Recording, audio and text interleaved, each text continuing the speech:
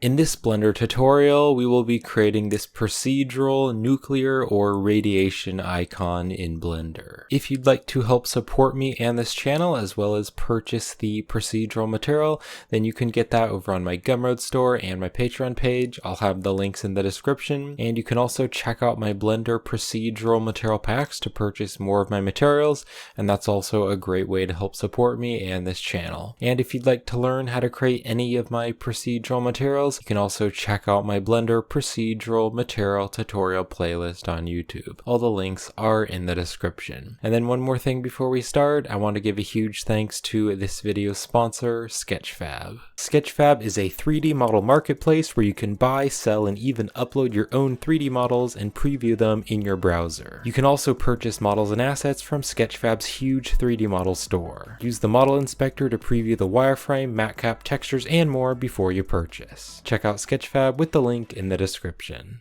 So real quick, I'm just going to show you how I've set up the 3D space. So I'm going to press Shift A, and I'm going to go right here and add a plane, and then I'm going to press R to rotate. I'm going to rotate this on the X-axis, and I can type 9, 0, and enter to rotate it over by 90 degrees. So now the plane is rotated over. And then I also added a camera, and I pointed the camera right at the plane. And then I also wanted to preview this on a sphere because I think the lighting and reflections look pretty cool on a sphere. So if you want to do that, I'm going to press Shift A, and I'm going to go right here to Mesh, and I'm going to add an icosphere. And then right next to me, if you open up the Add Icosphere settings right after you add the icosphere, I'm just going to turn the subdivisions up to 5, and then I can close this.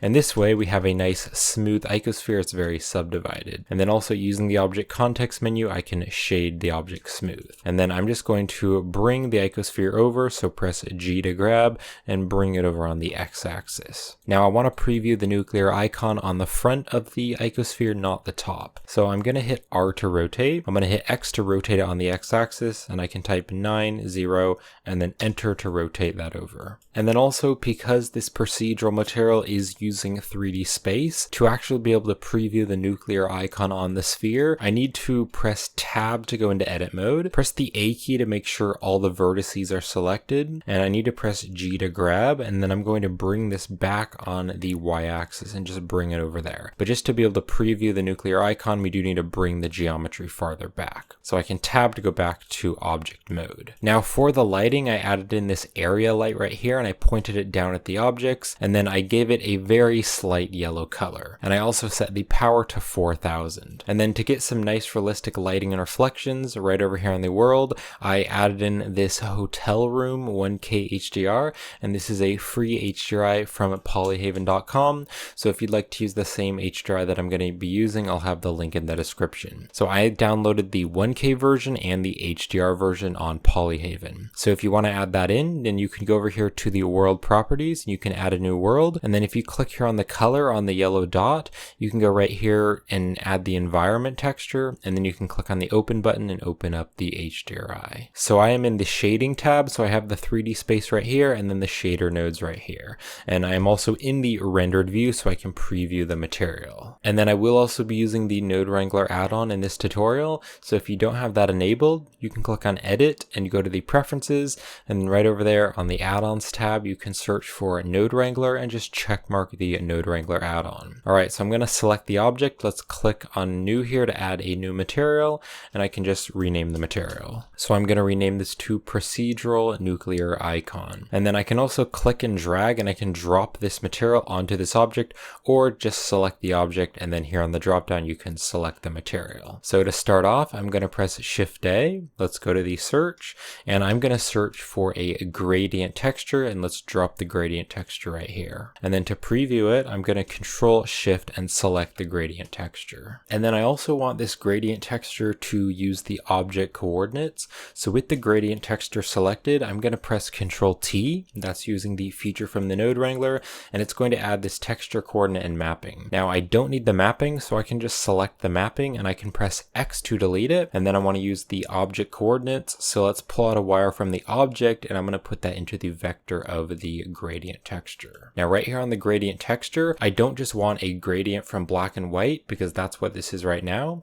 I want to click on the linear and I'm instead going to change this to radial. So if I zoom in here, now you can see it starts off as white, but then as it goes around in a circle, it gets darker and darker. So we can change the colors within this gradient to create the texture for the nuclear icon. So to do this, I'm going to press Shift A, and right here on the search, I'm going to search for a color ramp node, and let's just drop the color ramp node right here after the gradient texture. Now if I start to drag these tabs together, you can see it is making it more contrasty, but there still is that blending right there between black and white. And I don't want that blending there, I want it to be very consistent. So to fix this, I can take the linear right here on the color ramp and I'm going to change this to constant. So now that is constant, and so there's no blending, it's just black and white.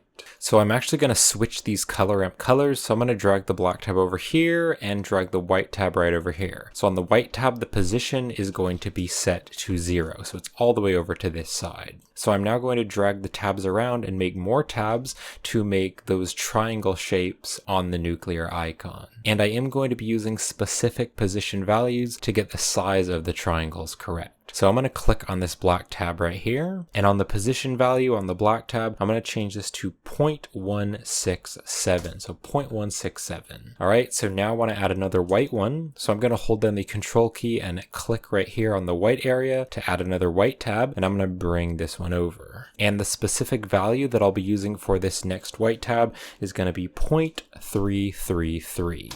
So now you can see that we have that triangle shape there. And to figure out the position values, I just did some basic math. So basically what I did is I took 360 degrees, which is all the way around, and I divided that by 6, and that way I could figure out how many degrees are in between each one of these pie shapes. And then if I drag these values, you can see the color ramp goes between a value of 0 to a value of 1. So then I used the degree values in between each pie shape, and I figured out how much space needed to be between each one of these. And then I just added that spacing number to each one of these position values. So now what I'm going to do is hold down the control key and click again right here to add a black tab, and let's drag this one over. And this one, I want this to be right in the very center, because if it's in the very center, then that's going to be flat right there. So in the very center is 0.5. So I'm just going to change this to a value of 0.5. So I'm now going to hold down the control key and click right here to add another tab, and let's bring this one over. And this next white tab is going to be a position value of 0.667. So 0.667. All right, hold down the control key, click again to add another tab, and let's drag this one over as well. And this next black one is going to have a position value of 0.833. So 0.833. And then also I'm going to hold down the control key and click again to make one more white tab, and I'm going to drag this one all the way over to a position value of 1. So now you can see we have these 3 triangle shapes and they have an even size. Now these triangles don't go all the way into the center, they kind of end, and so there's basically a circle right in here, and then there's another darker circle in the center. And then there also usually is a circle on the outer edge. So to add the circles, I'm going to press B for the box select, and I'm just going to box select these 2 nodes here, and then I'm going to press Control Shift D. So Control Shift D is going to duplicate the nodes, but it's going to keep the object plugged up from the texture coordinate. So I can just bring these above this one. And then on this color ramp right here, I'm just going to click on the drop down right here, and I can just click on Reset Color Ramp. So now the color ramp is back to its default settings. And then I can Control Shift and select this color ramp to preview it. Now I want to create a circular shape, so I don't want this gradient texture to be set to radial. So I'm going to click on it and I'm going to instead change it to spherical. And now we have a circle there. Now again, I don't want to have the blending right here. So on the linear, I'm just going to change this to the constant, and then I can drag the white tab, and that is going to change how big the circle is. And then I actually want to switch these colors, so I'm going to drag the black tab over here, and then I'm going to bring the white tab over to the very end at a position value of 0. And then I can drag the black tab over. And for this black tab, I am going to be using a position value of 0.164, so you can change it to 0.164 if you want to, or you can just change it to the size that you like. And this bigger circle is going to cut off the end of these triangles, because if I Control Shift and select this color ramp, you can see these triangles just keep on going, but I want them to end and I want them to be within another circle. So if I Control Shift and select back on this color ramp, this circle is going to cut off how far the triangles are going. And then I also want to add a smaller circle in the center to cut off where the triangles start. So I'm going to hold down the Control key and click right here on the white area to add another tab. And I can drag this white tab over and make the circle smaller. So you can see we now have a smaller circle within the bigger circle. And if you want to use the same position value on the smaller circle, so this white tab right here, I'm going to be using a position value of 0.696. That's a size that I've found to work good, but you can of course just eyeball this and get it to a size that you like. And you can of course change this later once we've finished setting up the icon. Alright, so I now want to combine these together. I want to combine the two color ramps together. So I'm going to select one of the color ramps and then hold down the Shift key and select the other color ramp. And I can now press Control 0. And that is using a feature from the Node Wrangler, and it's going to add this Mix RGB. So I can click on the arrow to open up the Mix RGB and I can just bring it over. So what this Mix RGB is doing is it's blending these two color ramps together. So I can drag the factor and that's going to go in between each of the color ramps. But I don't want to blend in between them. I just want to add the light values. So right here on this mix, I can click on this and I'm going to go right down here and I'm going to change this to lighten. So this way it's just going to add the light values. So now if I turn up the factor, you can see that it's becoming more and more white. And now we have the shape of that radioactive icon. Now this radioactive icon still needs a few things. It needs a larger circle because I want a larger circle to go around the entire thing. And then it also needs another smaller circle in the center. So let's add those circles. So I'm going to select this gradient texture and then hold down the Shift key and select this color ramp. And again, I can press Control Shift D. So Control Shift D is going to duplicate these and I can bring them up, but because I pressed Control Shift D instead of just Shift D, it's going to duplicate these, but it's going to keep the texture coordinate plugged up to the gradient texture. So I can now Control Shift and select this color ramp to preview it. And then because we are making circles, I want this to still be set to spherical. Now for this color ramp, I actually want to switch the colors. So I'm going to click on this black tab right here. I'm going to click on the color and I'm going to make this fully white. And then I can click on this tab over here, and this one I'm going to make very dark, so fully black. And then this one right here, this one at the starting, I'm going to make this fully black as well. So we've basically just flipped those colors. And then I do want to make this larger circle a bit bigger, so I can click on the white tab and I can drag this over and make it a bit bigger. And for this white tab, I will be using a position value of 0.089 if you want to use the same position value, or you can just get it to any size that you like. And then this black one here is going to be all the way at the starting. And then this one here, I am going to bring it just back a little bit because I do want to make the smaller circle a bit smaller. So I'm going to drag it more over here to make it smaller. And for this one right here, I will be using a position value of 0.769. So now that circle is a bit smaller. So I now want to mix this color ramp in with the lighten. So I'm going to select the color ramp, hold down the Shift key and select the lighten, and I can now press Control 0. So Control 0 is going to add this Mix RGB. Again, that's using a feature from the Node Wrangler, and it's going to plug them both up. So I can click on the arrow to open this up and bring it over here. Now if I drag the factor all the way up to 1, it's only using the lighten, but if I drag the factor all the way to 0, it's only using the color ramp. So we're blending between the two colors, color 1 and color 2. But instead of just blending between them, I just want to add the dark values. So I can click on the mix here and I'm going to change this to darken. So now I can turn the factor value all the way up to 1 and you can now see that it's just adding the dark values. So now we have that nuclear icon. So I'm going to zoom out here and I'm going to press B for the box select, and I'm just going to box select these nodes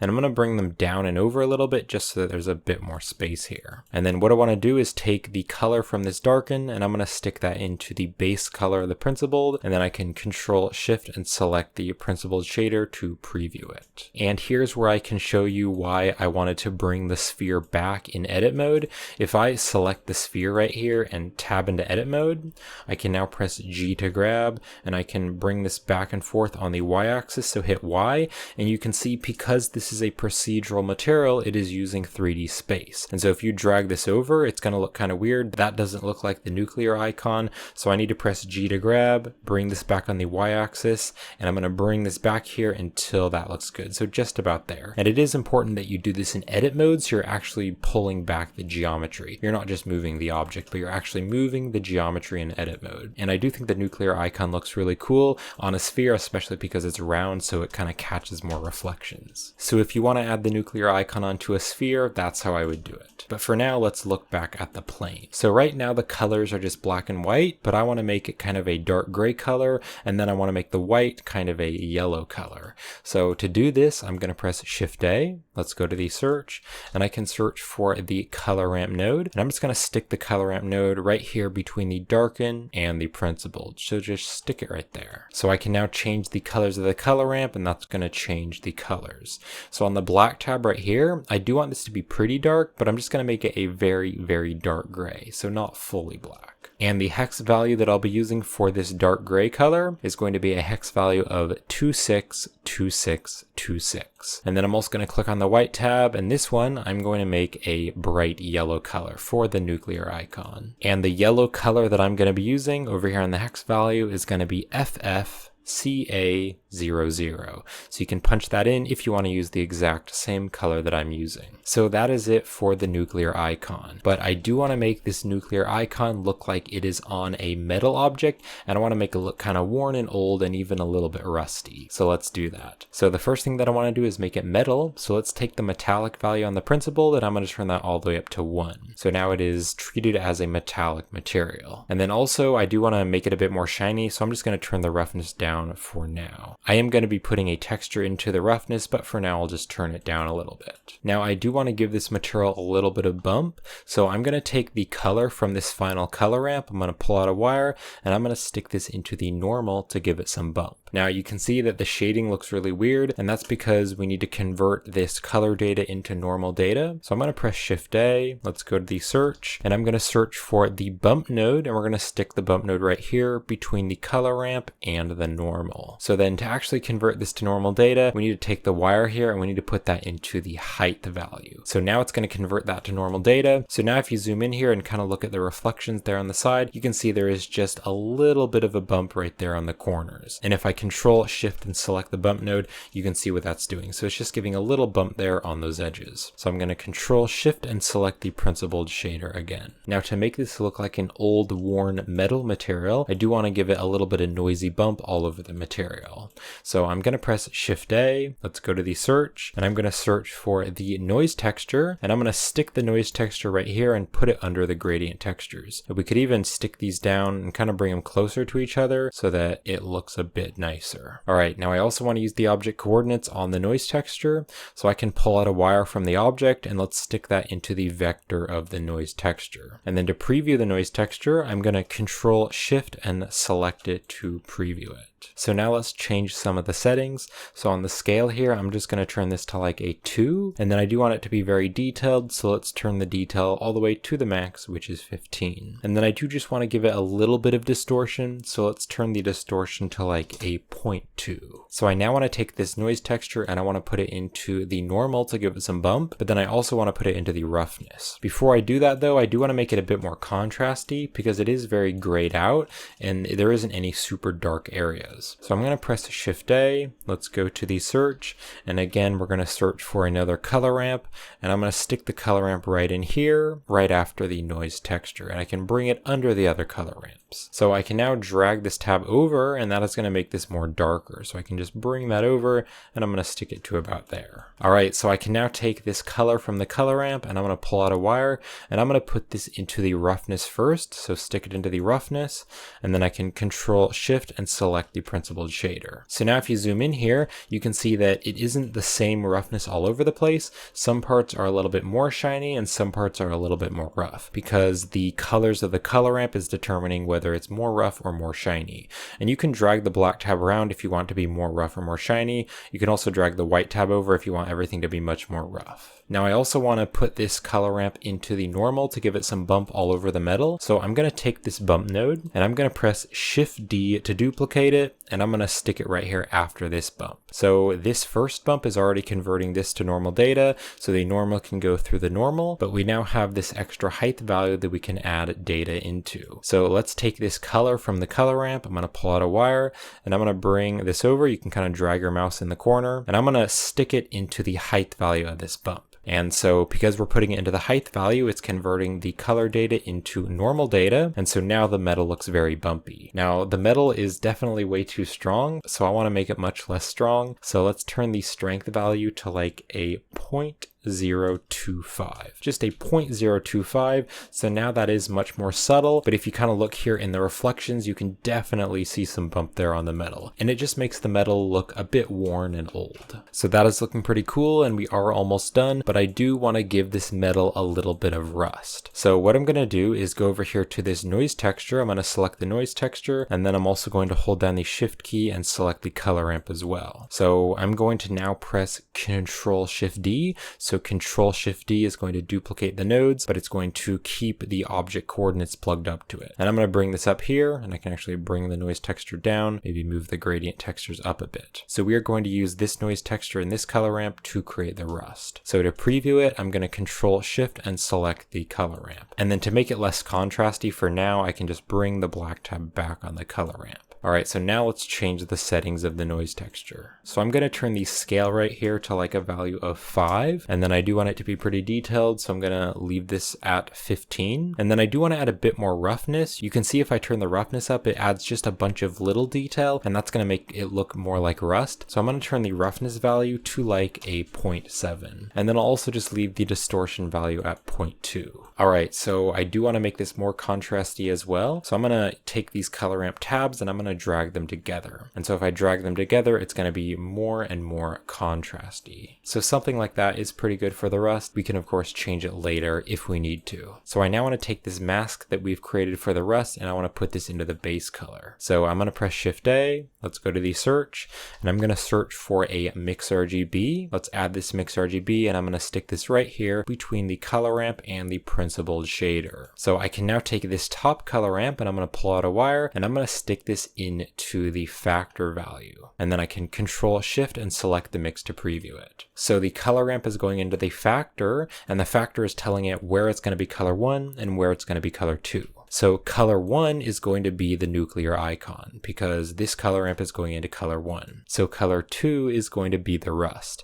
So I can click on color 2 and I'm going to make this a pretty dark color, and then I'm also going to make it a red color so it looks like rust. And if you want to use the same exact color that I'm using for the rust, over here on the hex value, you can punch in 2B0C00.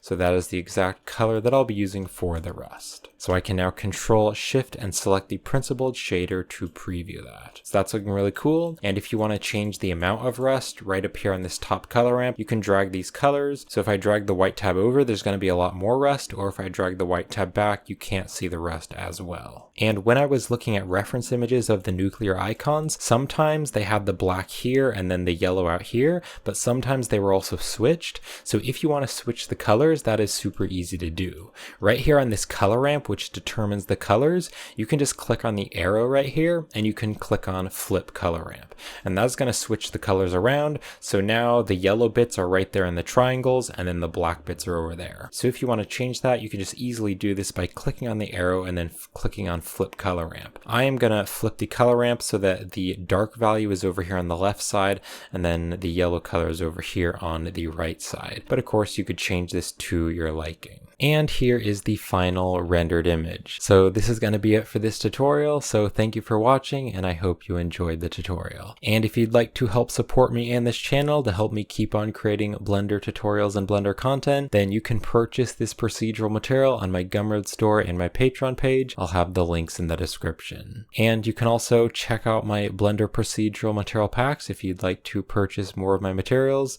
And if you'd like to learn how to create any of my procedural materials, you can also check out my Blender procedural material tutorial playlist on YouTube. And if you'd like to help support me here on YouTube, you can also check out the YouTube memberships. That's a great way to help support the channel monthly here on YouTube. And if you enjoyed this video and you'd just like to give me a little tip, you can also send a super thanks here on YouTube. And I do appreciate your support. So I hope you enjoyed this tutorial and thank you for watching.